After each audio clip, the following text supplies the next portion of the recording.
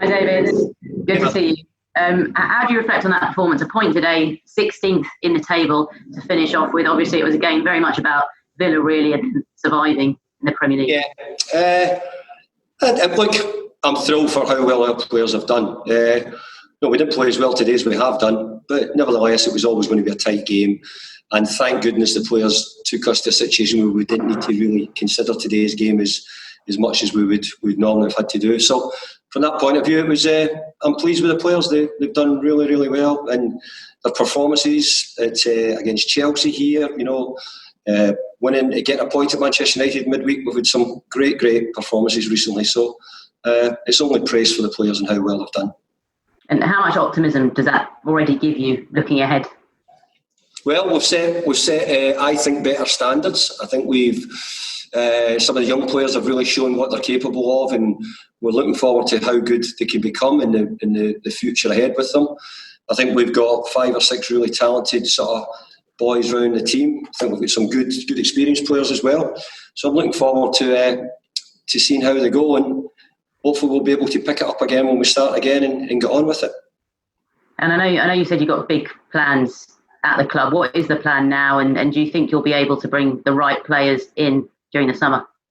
Well, I think you've got to remember, Emma, that the club spent 200 million or so. You'll know the exact figure more than me. So they've spent a lot of money at the club here. But we'll try and add to it if we can. If we can't, we'll go with the players we've got, where there's a lot of them, as I said, can improve. And I think a lot of them have really improved since the lockdown period. Mickey Antonio is a great example of that.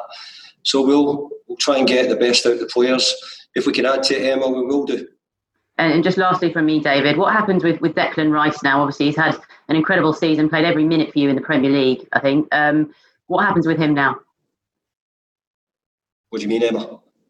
In terms of obviously a lot of reports and linking him to other clubs. I suppose how much you want him to stay. How key is he for you?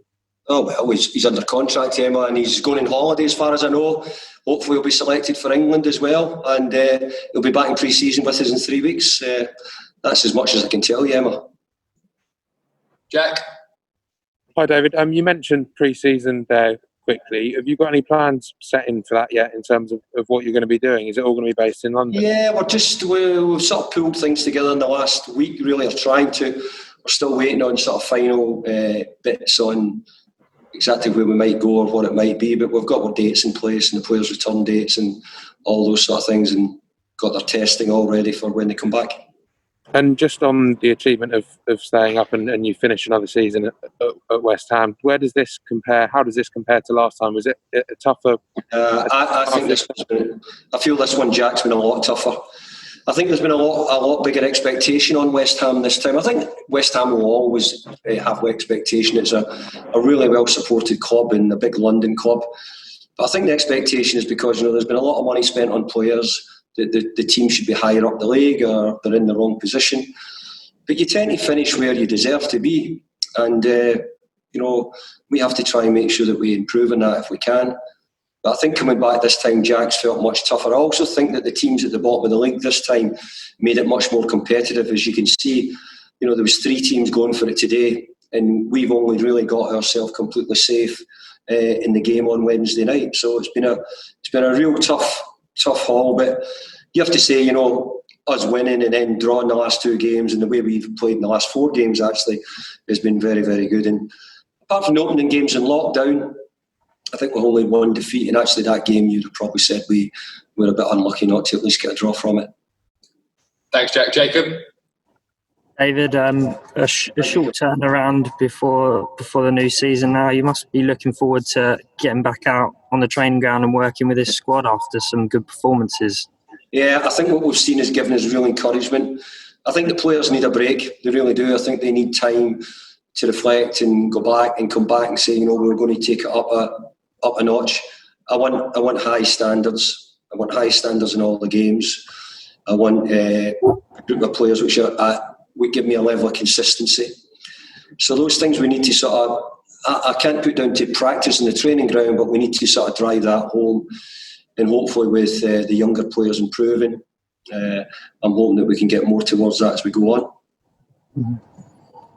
David, when you speak to the owners in the debrief, do you want the business done early because it's such a short turnaround? Do you want players in within the next couple of weeks, or do you wait till September before doing recruitment? Rob, I don't think that'll happen as much as ideally. I think everybody would like that to happen, but I don't think the market's going to play out that way.